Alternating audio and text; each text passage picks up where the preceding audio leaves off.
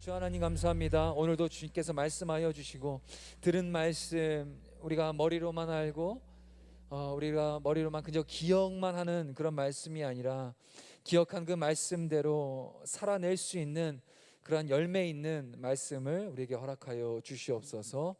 감사드리며 예수 그리스도의 이름으로 기도드립니다. 아멘. 뭐 예정한 건 아닌데요. 좀 감동이 있어서 에베소서 1장 말씀 우리 한번 좀 봤으면 좋겠습니다. 아마 화면에 준비가 되지 않아서 뭐 핸드폰 어플 있으신거나 또 성경 있으신 분들 에베소서 1장 3절에서 14절까지의 말씀 우리 한번 보고 설교를 좀 했으면 좋겠습니다. 이 말씀은 우리 오늘 찬양한 첫 번째 찬양이죠. 첫 번째 찬양의 말씀의 그 근간이 되는 말씀인데요. 우리가 한 번 더 우리의 신앙이 어떤 신앙인지에 대해서 우리 한 번 더 말씀을 통해 재확인하고 오늘 설교를 좀 들었으면 좋겠어요. 에베소서 1장 3절에서 14절까지 말씀 우리 한번 교독하겠습니다. 3절에서 14절까지 교독하겠습니다. 제가 먼저 읽습니다. 찬송하리로다. 하나님 곧 우리 주 예수 그리스도의 아버지께서 그리스도 안에서 하늘에 속한 모든 신령한 복을 우리에게 주시되 사랑 안에서 그 기쁘신 뜻대로 우리를 예정하사 예수 그리스도로 말미암아 자기의 아들들이 되게 하셨으니 이는 그가 사랑하시는 자 안에서 우리에게 거저 주시는 바 그의 은혜의 영광을 찬송하게 하려는 것이라. 우리는 그리스도 안에서 그의 은혜의 풍성함을 따라 그의 은혜로 말미암아 속량 곧 죄사함을 받았느니라. 이는 그가 모든 지혜와 총명을 우리에게 그 뜻의 비밀을 우리에게 알리신 것이요 그의 기뻐하심을 따라 그리스도 안에서 때가 찬 경륜을 위하여 예정하신 것이니 하늘에 있는 것이나 땅에 있는 것이 다 그리스도 안에서 통일되게 모든 일을 그의 뜻에 결정대로 일하시는 이의 계획을 따라 우리가 예정을 입어 그 안에서 기업이 되었으니 이는 우리가 그리스도 안에서 처음부터 말하던 그의 영광의 찬송이 되게 하려 하십니다. 그 안에서 너희도 진리의 말씀 곧 너희의 구원의 복음을 듣고 그 안에서 또한 믿어 약속의 성령으로 인치심을 받았으니 다 함께 읽겠습니다. 이는 우리 기업의 보증이 되사 그 얻으신 것을 속량하시고 그의 영광을 찬송하게 하려 하심이라. 아멘. 이 말씀에 기록한 대로 하나님께서 당신의 뜻을 우리의 인생 가운데 다 예정하시고 택정하시고 주님이 그 원하시는 그 하나님의 기업을 따라 오늘 이 자리에 우리를 불러주셨다는 걸 여러분 믿으십니까? 그것을 믿고 그 믿음 안에서 오늘 부족한 종을 통해 선포되는 설교를 들어주시길 바랍니다. 자, 다메섹 도상에서 예수 그리스도를 직면한 사울에게 사명이 주어졌어요. 다메섹 사람 아나니아 그에게 환상 중에 우리 주님이 나타나셔서 사울에 관하여서 그 아나니아에게 하나님은 이렇게 말씀하셨습니다. 사도행전 1장 15절 한번 띄워주실래요? 우리 함께 읽어보도록 하겠습니다. 시작. 주께서 이르시되 가라 이 사람은 내 이름을 이방인과 임금들과 이스라엘 자손들에게 전하기 위하여 택한 나의 그릇이라. 예수 그리스도를 직면하면 사명이 주어집니다. 예수 그리스도를 만나면 사명이 주어진다는 말씀이에요. 이 바울 또한 그리스도 예수님을 다메섹 도상에서 만나는 그때 하나님께서 이 사울에게 사명을 주셨죠. 방금 읽었던 사도행전 1장 15절 말씀처럼 이는 내 이름을 이방인과 임금들과 이스라엘 자손들에게 전하기 위하여서 내가 택한 나의 그릇이다. 뭐 거창하게 말씀하셨지만 결국은 얘는 나를 위해 복음을 전할 자다라고 하는 겁니다. 그리스도의 복음을. 이는 우리 오늘 앉아있는 우리 모두에게 해당되는 사명이에요. 뭐 예수님 믿고 5년차, 6년차, 10년차, 15년차 집사, 장로, 뭐 권사 이런 과정에 따라서 매겨지고 주어지는 어떤 그런 것이 아니라 예수가 나의 구주심을 믿고 하나님이 나를 구원해 주셨음을 믿고 그 구원에 참여하여 하나님의 백성이 된 모든 이들에게 주어진 사명이 바로 복음 증거의 사명이라는 겁니다. 오늘 우리 모두에게 해당되는 사명이에요. 자, 사울은 예수님을 직면한 그날부터 자신의 삶 전부를 복음을 전하는 일에 다 바쳤습니다. 이는 1 더하기 1은 귀요미가 아니라 죄송해요. 1 더하기 1은 2. 고개를 절레절레, 회장 제일 좋아하면서 이런 개그. 자, 1 더하기 1은 2라는 어떤 수학 공식처럼 지극히 당연한, 어느 누구도 부정할 수 없는 지극히 당연한 거룩한 영적 공식이라는 거예요. 예수님을 직면한 그날부터 자신의 삶 전부를 복음 전하는 일에 내어 바치는 이 사실이 바로 거룩한 영적 공식이라는 겁니다. 부정할 수 없어요. 볼까요? 오늘 본문 20절을 볼게요. 20절 한번 띄워봐 주시겠습니까? 20절 본문 우리 함께 읽어보겠습니다. 시작. 즉시로 각 회당에서 예수가 하나님의 아들이심을 전파하니, 예수가 하나님의 아들이라는 것을 전파하는 일에 앞에 수식어가 붙죠? 뭐라고요? 오늘 설교 본문, 설교의 제목이기도 한 즉시로. 이것은 하나님의 아들이심을, 그리스도 예수가 하나님의 아들이심을 바울은 그저 전하는 일에 지체하거나 정체하지 않았다는 거예요. 우리 마찬가지죠.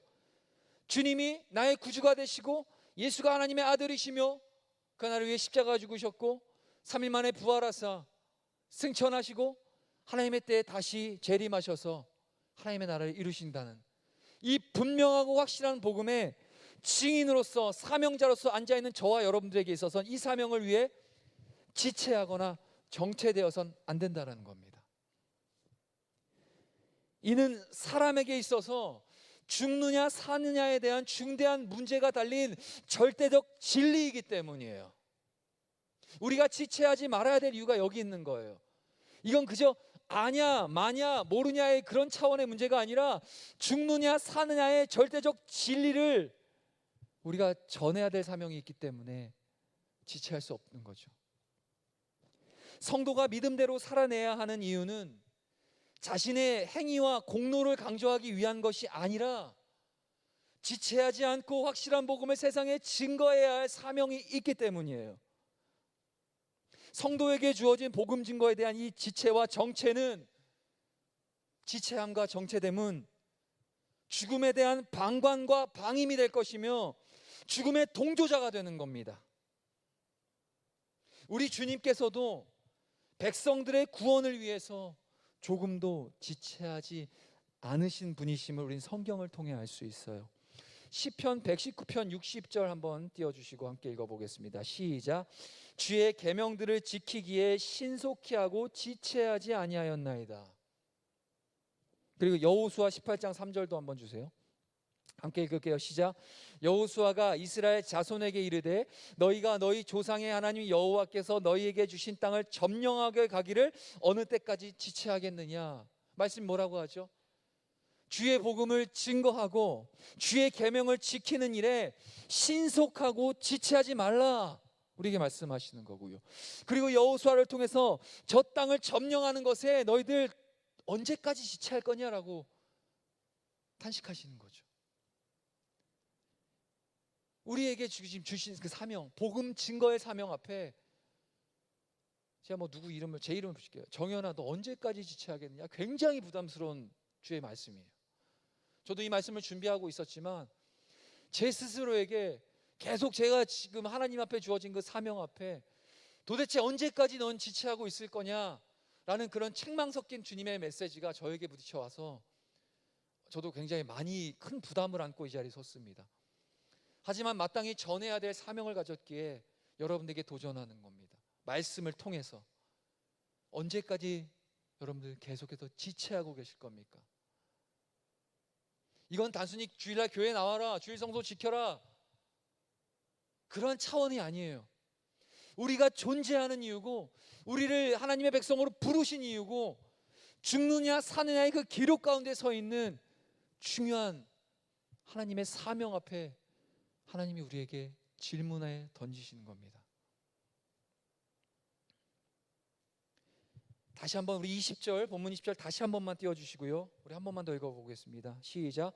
즉시로 각 회당에서 예수가 하나님의 아들이심을 전파하니. 우리가 그렇다면 무엇을 증거해야 되나요? 본문 얘기하죠. 즉시로 사도 바울이 회당에서 증거했는데 그 증거의 내용이 뭐죠? 간단합니다. 예수 그리스도가 하나님의 아들이심을 전파하는 거예요. 여러분 정확하게 기억해야 됩니다. 여러분들이 복음 증거의 삶을 살아가죠. 나름대로 여러분들 다음 주, 아까 광고에도 나왔지만 다음 주 우리 11월 달에 행복나눔 축제 때 있을 VIP 작정이 다음 주에 시작됩니다. 다음 주에 VIP 작정하는 시간이 있을 거예요. 이 한 주간의 그 시간 동안 여러분들은 나를 통해서 복음이 증거돼야 될 형제, 친구, 가족, 직장 동료, 누구든 상관없습니다. 나에게 주신 그 영혼에 대한 하나님의 마음을 여러분들에게 주신 그 누군가가 있다면 그를 작정해야 되겠죠. 자, 그렇다면 복음을 증거하는 도구로서 여러분들이 사용되어질 건데 무엇을 전할 건가요? 복음이 뭔가요 도대체? 간단하게 얘기하지 않습니까? 20절에 예수가 하나님의 아들이심을 전파한다는 거예요. 예수님이 메시아, 우리를 구원해 주실 유일한 구세주, 그분이 그리스도이심을 증거한다는 겁니다. 이게 우리에게 모두에게 주어진 사명인 거예요. 바울이 유대인들이 모이는 회당에서 그 유대인들에게 전파한 것 명료했어요. 너희들이 잡아 죽인 그 예수가 하나님의 아들이시다. 꼭 2000년 전 유대인들이 예수님 죽였나요? 죄송하지만 혹시 그렇게 해서 단정짓고 생각하신 분 있다면 지옥 가십니다. 2000년 전 유대인들이 예수님을 죽인 게 아니라, 물론 물리적으로는 그들이 죽였지만 지금 저와 여러분들이 예수님 알지 못했던 죄악된 모습을 가졌던 본질상 자녀의 삶을 살았던 저와 여러분들이 예수님을 죽인 장본인이에요. 이걸 인정해야 되는 거죠. 근데 이 말씀에서 회당에 찾아가 바울이 그 유대인들에게 복음을 전하는데 그 복음의 내용 명확했어요. 너희들이 손으로 잡아 죽인 그 예수가 누구냐? 바로 하나님의 아들이시다. 왜냐하면 바울은 예수 그리스도를 유대인들에게 전할 때에 율법, 이 모세오경, 그리고 이 구약 예언서, 즉 이 구약을 근거로 그들에게 전했어요.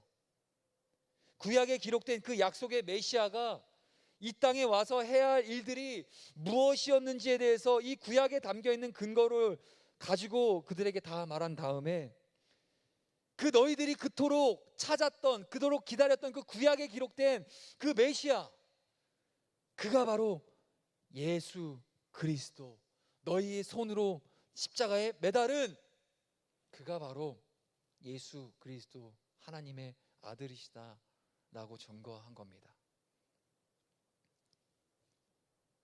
이 얘기는 뭘 우리에게 시사하고 있냐? 사도 바울이 복음을 전하는 그 대상이 누구였죠? 회당에 누가 있어요? 유대인들이 있었어요.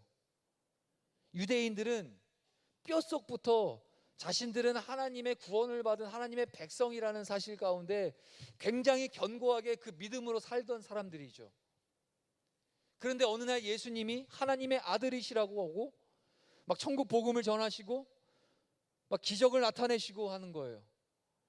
사람들은 다 유대인들이 예루살렘에서 그 사람들이 그 유대인들 그 종교 지도자들을 처음에는 막 환영하고 그들을 리스펙하다가 듣도 보도 못한 예수님이라는 사람이 와서 천국 복음을 전하고 복음의 능력을 나타내니까 사람들이 우르르 예수님을 따라다니죠. 메시아가 왔다. 시기와 질투 속에서 결국 그 유대인들이 예수님의 십자가에 달죠. 지금 오늘 사도 바울이 복음을 전한 그 대상이 바로 그들이라는 거예요. 그 유대인들. 근데 그들을 복음을 증거하기 위해 아주 명확한 메시지, 예수가 하나님의 아들이시다라는 그 명확한 메시지를 전하기에 앞서 그 복음의 대상이 어떠한 사람들인지 사도 바울은 정확하게 알고 있었어요. 영적인 전략이 있었다는 거죠. 그들의 배경을 알았고요. 그들이 갖고 있는 그런 종교적인 어떤 특색을 알았고요. 그들의 상황을 알았고 그들의 문화를 알았던 거죠. 물론 사도 바울도 동일한 유대인이었기 때문에. 그래서 예수가 하나님의 아들이시다, 예수가 그리스도이시다라는 그 증거하는 그 한 문장의 그 복음을 위해서 사도 바울은 구약과 이 율법서와, 그들은 구약만 성경이라고 믿었잖아요. 그죠? 신약은 예수님이 당연히 이때는 뭐 신약이 있지도 않았지만 그 회당에서 구약을 막 읽었단 말이에요. 너희들이 기다리던 그 메시아가 바로 예수, 그가 바로 하나님의 아들이시다 라는 복음을 이 구약을 인용해서 그들의 그 견고한 진을 깨어 부수는 작업을 회당에서 한 거죠. 하나님께서 만물을 복된 상태로 회복시키기 위해서 한 구세주를 보내시리라는 것은 그 당시에 유대인들 사이에서는 그 어떤 논란의 여지가 있을 수 없는 자명한 일이었기 때문이에요. 왜냐하면 그들은 언젠간 하나님으로부터 메시아가 올 것이다 라는 그 확신 속에서 유대인들은 살았기 때문에. 안타까운 건 지금도 2022년 지금도 유대인들은 여전히 언젠간 올 것이다라는 그 기대 속에서 구렛나루를 열심히 기르고 계시죠. 근데 이미 오셨죠. 2000년 전에. 사도 바울은 그걸 증거한 겁니다. 바울은 나사렛 예수가 유대인들이 그토록 기다리던 약속의 구세주라고 그들에게 가르쳤지만, 유대인들에게 그 자신들이 꿈꿔왔던 세상적인 메시아 왕국에 대한 오류들을 그들 안에서 몰아내지 않고서는 그들이 그런 가르침을 받아들인다는 것은 불가능한 일이었어요. 따라서 바울은 유대인들에게 구약의 율법을 인용해서 하나님이 어떤 목적으로 그리고 어떤 식으로 메시아를 약속하신 것이었는지를 증명하지 않을 수 없었던 겁니다. 제가 장황하게 여러분들에게 이걸 적용을 시켜드릴게요. 여러분들 복음 전해야 되잖아요. 제가 설교 서론에 우리의 사명, 어느 누구도 빠짐없이 하나님의 아들, 하나님의 자녀, 하나님의 구원을 받은 누구라면 성도는 누구나 복음 증거해야 될 사명이 있는데, 지금 전략을 가르쳐 드리는 거예요. 사도 바울이 그 복음 증거해야 될 그 대상들에게 이렇게 전략적으로 접근했죠. 어느 누구도 변론할 수 없는, 너희들이 그토록 기다리던 메시아가 바로 예수 그리스도다라는 것. 우리에게 주어진 복음 전한 증거의 사명 앞에 우리에게도 이런 영적 거룩한 전략이 필요한 겁니다. 21절 한번 주실래요? 우리 21절 한 번 더 읽어보겠습니다. 시작. 듣는 사람이 다 놀라 말하되 이 사람이 예루살렘에서 이 이름을 부르는 사람을 멸하려던 자가 아니냐, 여기 온 것도 그들을 결박하여 대제사장들에게 끌어가고자 함이 아니냐 하더라. 사람들이 이 바울의 모습 속에서 하나님의 능력을 알아차렸다는 사실을 이 본 21절 9절을 통해 우리는 보여주고 있어요. 바울이 거침없이 담대하게 구약을 인용해서 유대인들에게 복음을 전하죠. 그 유대인들은 뭔가 이렇게 온 거예요. 저 바울이 저 전하고 있는 저 사람 뭔가 확실히 뭐가 있긴 있는 것 같아. 약간 이렇게 왔어요. 약간 신뢰가 조금 쌓여지고 있어요. 바울은 과거에 근데 좀 걸림돌이 하나 있었죠. 바울이 어떤 사람이었죠? 바울은 과거에 예수를 증언하는 자를 죽이고 다녔던 사람이었어요. 그런 그가 이제는 예수님을 증언하는 일에 자신의 죽음도 기꺼이 감수하는 자로 완전히 변한 거죠. 왕년에 그 극악무도했던 바울의 명성은 지금 그 바울을 통해 듣고 있는 그 유대인들도 공공연하게 다 알고 있는 사실이었어요. 그렇기 때문에 사람들은 그가 그렇게 갑자기 돌변한 이유에 대해서 의문을 가지지 않을 수 없었을 겁니다. 사람들은 그가 완전히 변하게 된 그 이유에 대해서 하나님의 역사하심 외에는 다른 것들 속에서는 절대 일어날 수 없을 것이라는 그 확신이 들었을 거예요. 뭐 간단한 예로 저 같은 경우도 처음에 제가 12년 전인가요? 13년 전인가요? 예수님 극적으로 이렇게 영접하는 계기가 있었는데, 그때 제가 예전에도 제가 한번 말씀드렸을 겁니다. 한 1년 정도를 제가 소위 그냥 표현을 세상 친구들을 안 만났어요.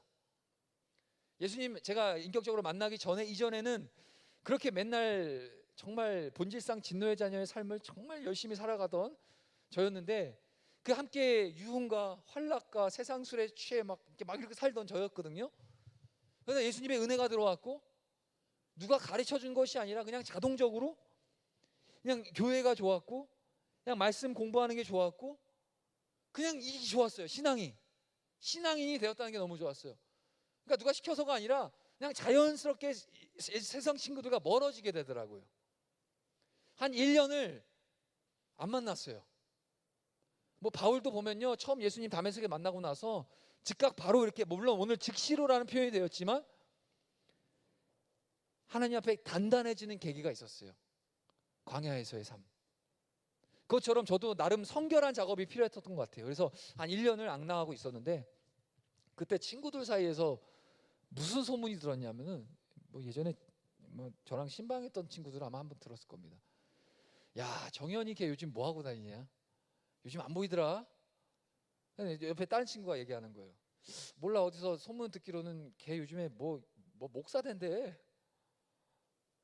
딴 친구가 목사가 어떻게 된지도 몰라요. 그냥 전혀 복음이랑 무관한 친구들이라서, 야, 그 뭐냐? 뭐 신학교 간대. 뭐 신학교 다니는데 그게 뭐야? 그 목사 되는 학교 있어. 그래.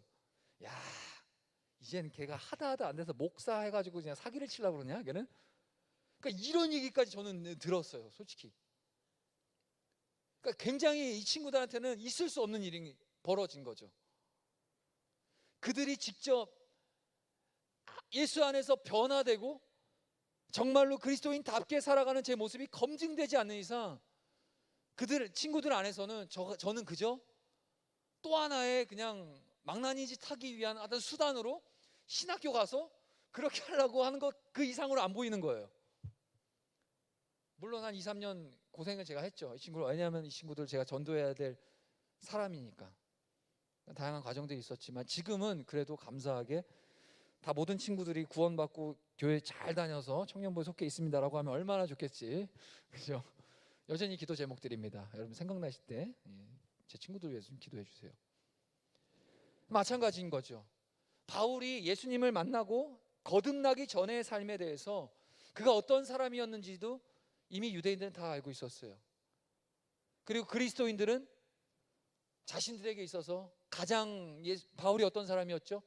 율법에 열심이어서 그냥 예수님 믿는다 하면 다 잡아 죽이고, 예수님을 핍박하는 일에 최전방에서 자신이 갖고 있는 모든 스펙과 모든 것들을 다 사용해서 예수님을 핍박하는 일에 가장 앞섰던 사람이죠. 사람들에게는 그랬던 바울이 갑자기 막 예수가 그리스도다, 막 하나님의 아들이시다 라고 막 복음을 전하니까 이게 믿어지지 않고 깜짝 놀라는 거예요. 근데 가만히 보니까 이 바울을 통해서 선포되는 그의 복음의 권위가 굉장하거든요. 설득력 있거든요. 그리고 진정성이 있거든요. 21절 뭐라 그래요? 다 놀랐다는 거예요. 듣는 사람이. 부분적으로 놀란 게 아니라 거기에서 듣고 있는 모든 사람이 다 놀랐다는 거예요. 그 바울이 전하는 그 메시지 앞에. 여러분, 바울에게만 이런 은혜를 주셨을까요? 아니에요. 저와 여러분 모두에게 하나님께서 이런 은혜를 주셨고 이런 사명을 주셨어요. 중요한 건 우리가 우리 스스로의 우리의 신앙을 너무 평가절하시키는 거예요. 내까짓 게 무슨 복음을 전하고, 내까짓 게 무슨 전도를 하고, 나 하나도 신경 쓰기 지금 힘든 판국에, 나 하나도 지금 내가 내 신앙 스스로 케어하지도 못한 판국에. 근데요, 그건 잘못된 생각이에요. 아까도 제가 고등부 설교 때 다른 본문을 가지고 뭐 비슷한 상황을 얘기를 하긴 했어요. 고린도전서 2장의 말씀을 나눴는데요, 바울이 고백합니다. 내가 오직 십자가 외에는 다른 것을 알기를 원치 아니하노라. 그 사도 바울이 가지고 있었던 수많은 경험과 지식과 종교적인 다양한 스펙, 그 모든 것들이 그리스도의 복음을 증거하는 것 앞에서는 도리어 방해가 된다는 거예요. 똥이라고도 표현하거든요. 다른 서신서에서는 배설물로 여기노라 그러거든요. 그러니까 애시당초 우리가 복음을 증거하는 사명 앞에 내 의지와 내 경험과 내 노하우, 나의 스킬을 가지고 할 수 있는 게 아니라는 거예요. 우리는 그저 증인, 내가 만난 그리스도, 나를 사랑해 주시고 나에게 생명 주신 그분, 내가 경험한 것, 내게 주었던 그 진리, 그냥 그거를 그냥 전달자로 쓰는 겁니다. 우리는 두려워할 것도 없고요. 스스로를 나의 신앙이 나 이거 가지고 안 돼.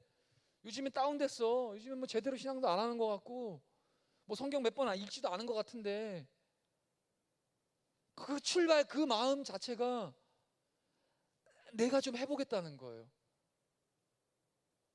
성경 많이 읽으면은 뭐 바울과 같은 복음 증거자 될 수 있을 것 같아요? 아니요. 그렇지 않아요. 물론 많이 읽어야 되죠. 전하려면 뭘 전하는지 알아야 되니까. 근데 중요한 건 지체하지 않고 정체하지 않고 복음 앞에서 우리가 반응하는 것, 거기서부터 시작하는 겁니다.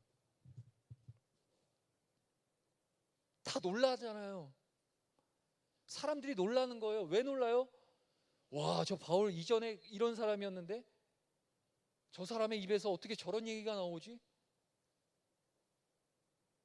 바울의 존재보다 바울이 어떤 사람인지 이제부터는 중요한 것이 아닌 거예요. 그의 입술에서 나오는 그 진리의 말씀이 그들의 마음과 영혼을 사로잡는 거예요. 하나님이 하시는 일이죠. 우리들에게 지금 필요한, 뭐 또 사골처럼, 또 여름 수련회 얘기 또 사골처럼 우려먹기 싫은데, 어쨌든 이제 한 달째 됐나요? 그 은혜가 있잖아요. 받았던 은혜. 그리고 감사하게도 우리 청년일부, 좀 창피해할 수 있지만 저는 정말 축복하고 싶어요.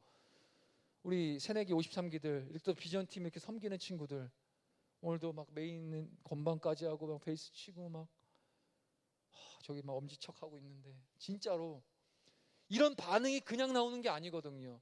은혜가 주어졌기 때문에. 근데요, 이렇게 준비되고 세팅돼서 할 수 있는 게 아니에요. 수련해서 은혜 받았으니까 내가 작정해야지가 아니라 원래 제자리를 찾아가고 있는 거예요. 이해가 되세요?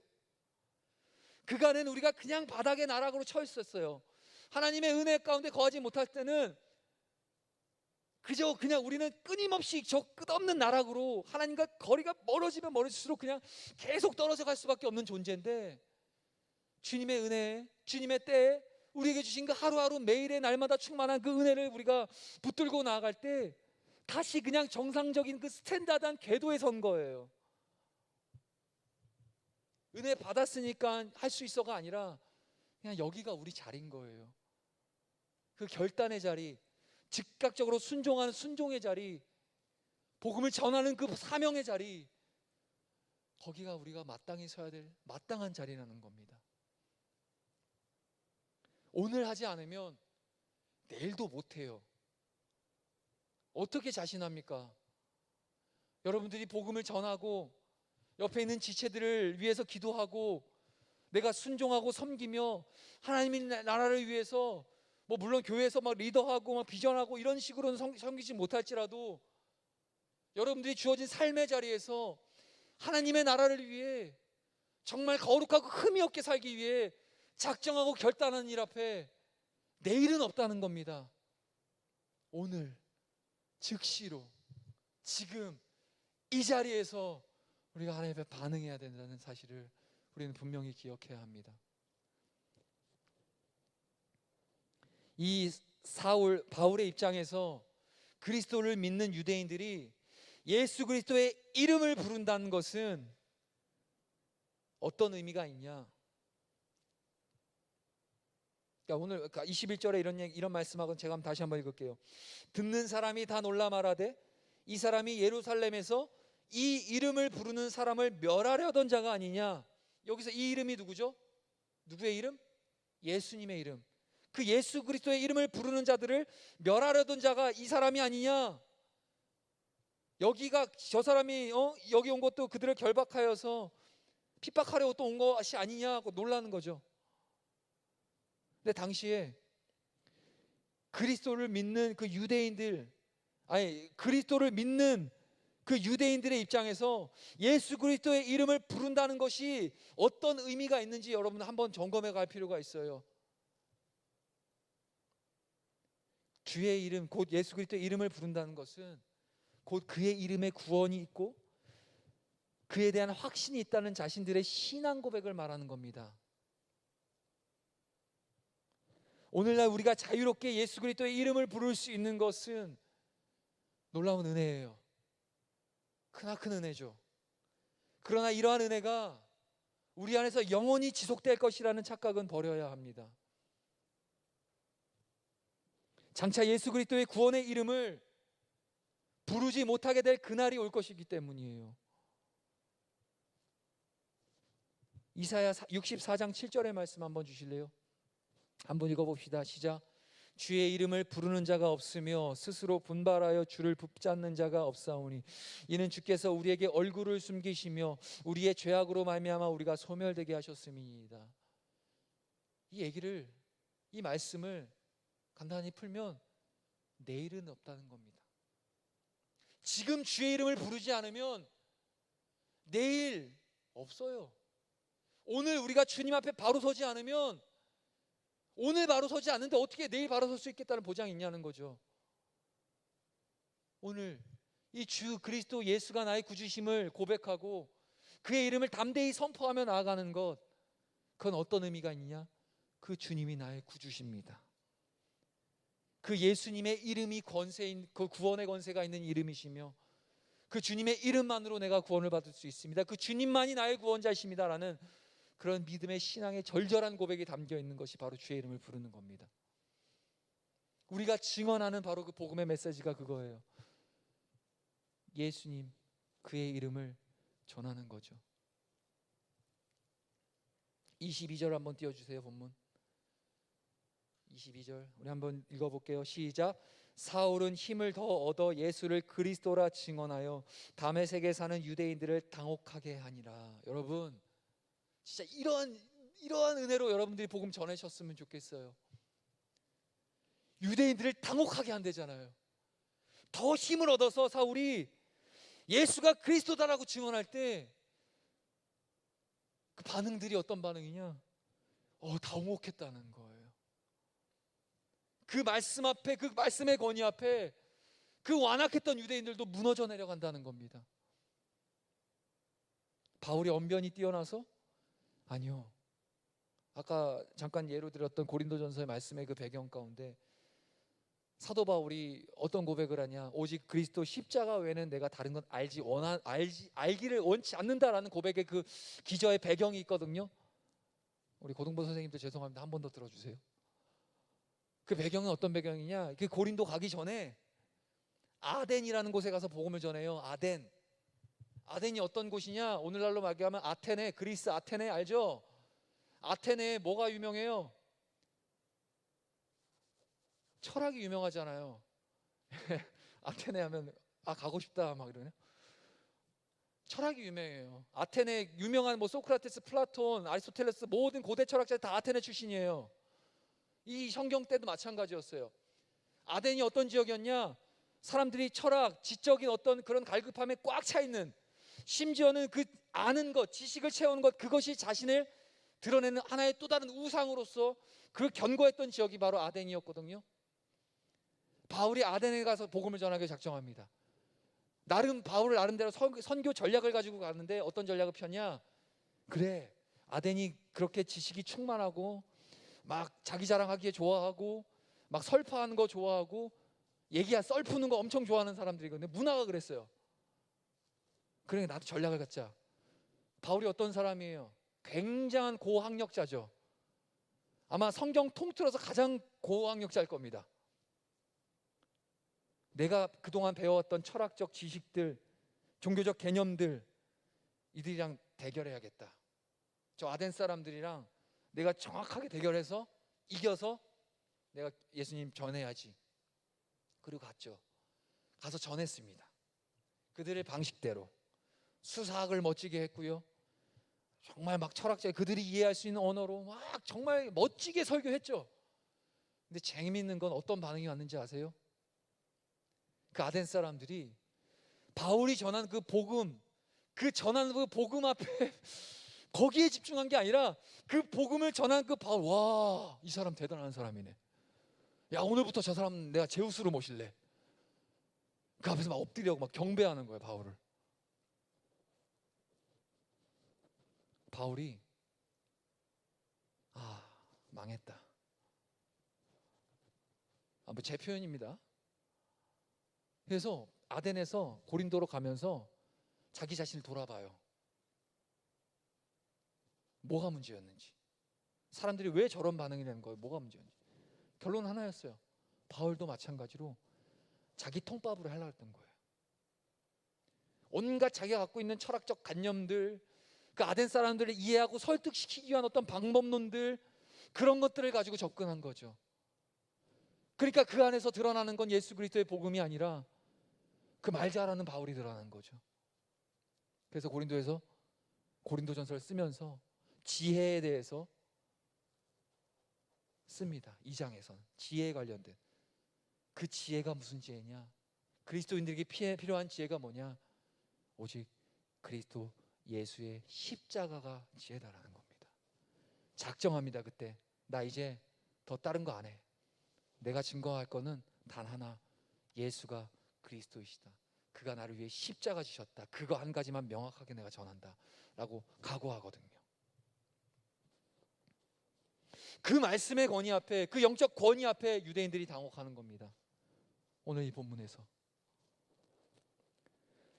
오늘 이 표현에서 사용된 이 당혹하게 하다라는 단어의 뜻이 뭔지 아세요? 굴복시키다, 혼란에 빠뜨리다라는 등으로 사용되는 단어거든요. 그들 안에 갖고 있었던 그런 수많은 그 예수가 그리스도가 아니라고 자기의 어떤 종교성, 그 견고한 진들이 이 바울이 증거한 그 복음 앞에서 굴복당하게 된 거예요. 그리고 전쟁 용어는요, 혼란시키다.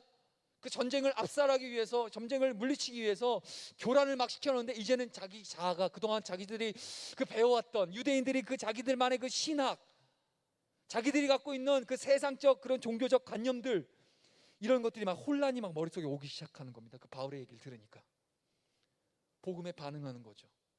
그게 당혹하는 거예요.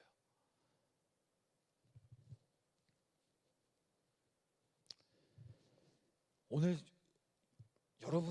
저와 여러분들에게 이런 우리 복음 앞에서의 이게 뭐 표현할 수 있는 단어가 안 생각이 안 나. 제 지식이 짧아서. 그 복음의 그 역동성, 그 복음 앞에 우리가 레디컬할 수 있는 그 급진적인 그런 자세가 우리들에게 필요합니다. 내 자신도 하나님 앞에 여전히 죄인으로 서 있는데 무슨 복음을 증거하고, 무슨 내가 VIP를 작정하고, 무슨 내가 뭘 하겠습니까? 이런 생각 하지 마세요. 우리가 할 수 있는 거 없어요. 중요한 건 VIP 주님 주신 그 마음에 반응하는 겁니다. 주님 주신 마음에 순종하는 거예요. 반응하고 작정하고, 이를 위해서 기도하고, 내가 만난, 나를 여기까지 인도해 주신 그 예수님이 어떤 분이신지를 여러분들 그걸 묵상을 하세요. 그리고 기회가 되면 그냥 나누세요. 자꾸 거창한 거, 유식한 말로 설득시켜내려고 하지 마세요. 복음은 설득이 아니라 증명해내는 거예요. 뭘로 증명해요? 내 삶, 나의 신앙으로. 말씀을 정리할 겁니다. 뭐 뒤에 준비한 건 많은데 뭐 이런저런 얘기하는 것보다 반응합시다. 즉시로 지체하지 말고 정치하지 맙시다. 찬양팀 나와주시고요.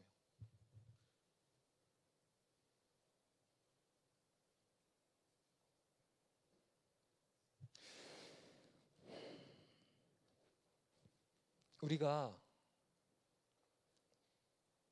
아마 여러분들 매주 와서 나름대로 결단하고 각오하고 다짐하는 것들이 있을 겁니다. 그런데 정작 진짜 중요한 본질이 빠져버린 경우가 많아요. 내가 어떻게 구원받았고, 내가 어떻게 하나님의 아들이 또 하나님의 딸, 주의 자녀가 되었는지를, 정말 그 복음의 기초, 예수님이 그리스도이시다 라는 그 복음의 그 기초, 그 은혜를 우리가 너무 망각하고 살아요.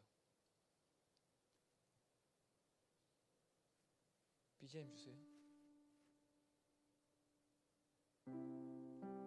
다시 복음 앞에. 하나님의 은혜로 우리 교회 또 하나님의 사명 안에서 우리 성도교회 75년 전에 저 평양에서 신앙생활 하시던 신앙민들이 오셨죠. 그 북한의 공산 정권의 그런 핍박과 억압 가운데 그 복음의 자유를 찾아 남한으로 오셨어요. 그리고 모였습니다. 뭐 그때는 여러분 들어서 알겠지만 뭐 예수님을 믿어서 모인 게 아니라 그 평안남도 그 고향 사람들이 그립고 이 황폐하고 황무지가 돼버린 이곳에 마음 둘 곳이 없으니까 다 이게 고향 사람들이 모여요. 근데 그렇게 시작한 그 무리를 처음 만든 게 바로 그리스도인들이죠. 왜냐하면 복음의 자유를 찾아 내려왔으니까요. 하지만 그 복음을 믿지 않는 분들도 고향 사람들이 있으니까 막 모이게 됩니다. 그리고 막 기도하죠. 복음이 증거되겠죠. 자연스럽게 생활 가운데, 삶 가운데. 나도 믿겠습니다. 나도 믿겠습니다. 나는 뭐 비록 북에서 예수님 믿고 교회 다니며 뭐 핍박 때문에 내려온 건 아니지만 자연스럽게 그리스도인들 안에서 섞이니까 이게 복음이 막 전해지는 거죠. 자연스럽게. 그리고 그들이 복음으로 이렇게 변화가 되니까 하나님, 주님의 그 교회가 필요합니다. 정말 여러분 그 75년 전이면 1947년 진짜 아프리카보다 못 살았어요. 대한민국은요. 선교사님들이 하시는 말씀이에요. 아프리카보다 더 경제적으로 어렸던 때가 우리나라예요. 이게 아무것도 없었을 때 이들이 정말 하루 벌어 겨우 끼니 근근히 살아갈 때 복음 앞에 반응이 되니까 하나님의 교회를 세운다고 전 재산을 털어서 벽돌을 사고 건물을 지을 하나님의 성전을 그렇게 시작이 돼요. 그들이 있어서 했을까요? 아니에요. 그 복음 앞에 반응하는 거죠. 그리고 단지 건물이 지어진 것 거기서 끝일까요? 아니요. 목숨을 걸고 저 북한에 남아있는 우리 복음 알지 못하는 우리 형제들, 저 내 고향, 저 땅이 회복돼야 되는데 나는 그 마음을 가지고 정말 밤새껏 부르짖고 기도하던 우리 하나님의 사람들, 그분들이 바로 우리 이 성도교회 믿음의 선배들입니다. 그리고 때가 차서 75년이 지난 오늘 이 자리에 또 그 북녘 땅의 그 DNA를 받고 그 사명을 가지고 앉아있는 또 우리 형제자매들도 있어요. 감사한 일이죠. 제가 처음 부임했을 때는 아무것도 없었거든요. 북에서 온 우리 목사님도 마찬가지고.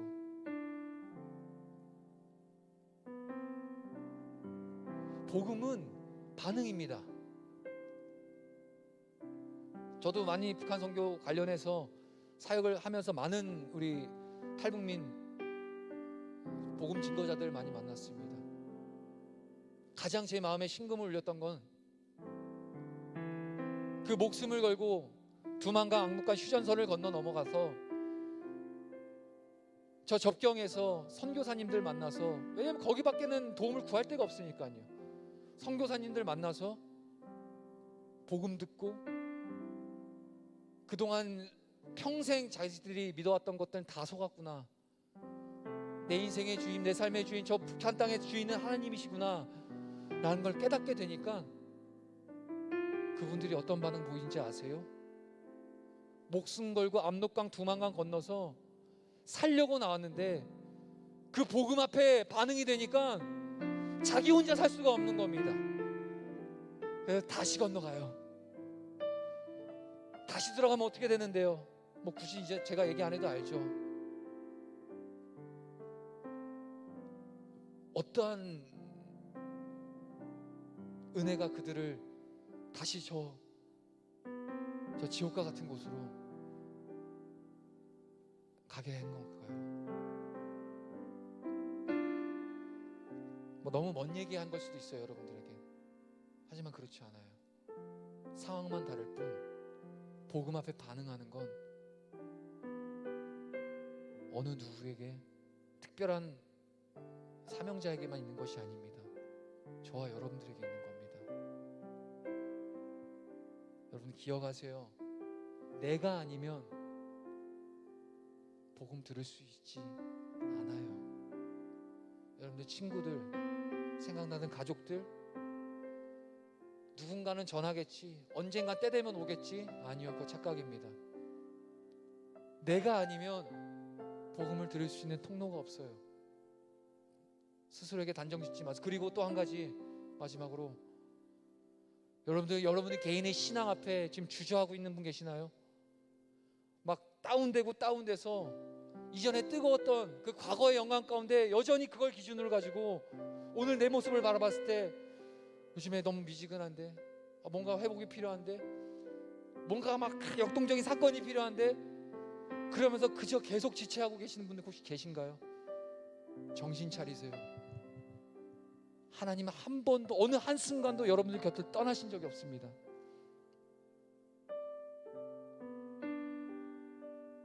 그저 그냥 나를 왜 살려주셨는지, 자격 없는 나를 왜 여기 불러주셨고, 왜 예수님 믿고 구원받는 하나님의 백성으로 나를 사유 삼아주셨는지, 그냥 거기에 집중하세요. 그리고 그거 마음 담아서 하나님 말씀 앞에 반응하시기를 바랍니다. 오늘 제목처럼 이 사도 바울처럼 지체하고 정치할 필요가 없어요. 즉시로 오늘 이 시간 이후 여러분들 나름대로 주신 그 마음 붙들고 결단하면서 또 복음의 증거자로 살아가는 우리 청년 공동체 되기를 원합니다. 다 같이 일어나셔서요, 정말로 우리가 정말 기도하는 심정으로 우리 찬양 부릅시다. 다시 복음 앞에